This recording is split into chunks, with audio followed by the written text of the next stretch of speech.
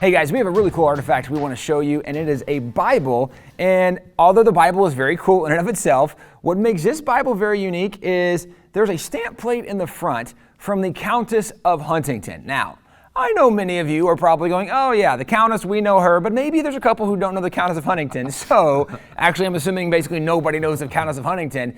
So, the Countess of Huntington was significant actually in American history, even though she wasn't from America. There's a good chance we would not have the United States of America without the Countess of Huntington, and that seems like a really big statement. However, when you look at what historians agree on, they agree that without the Great Awakenings, we probably would not have America as the United States. It would be a country for sure, but not the United States. At First Great Awakening, you've got George Whitfield, who for 34 years preached across America, 18,000 sermons. It's estimated that 80% of all Americans physically heard him preach a sermon. You've got folks like the Wesleys, John and Charles Wesley, who started the Methodist Church in America, and they preached all over.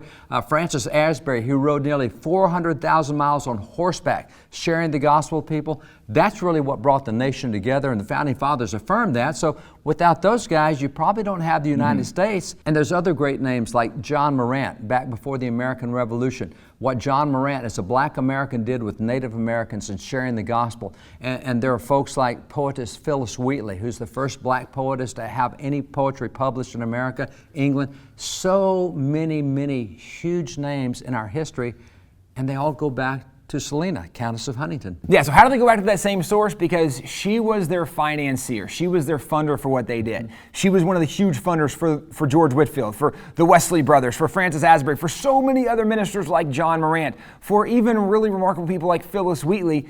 This all happening in America is because somebody was financially contributing to allow them to do the ministry, to allow them to use their gifts and abilities that God had given them. And the reason we bring this up is because she is an unsung hero that, again, America largely probably would not have become America, at least certainly not the way we know it today, had it not been for her contribution.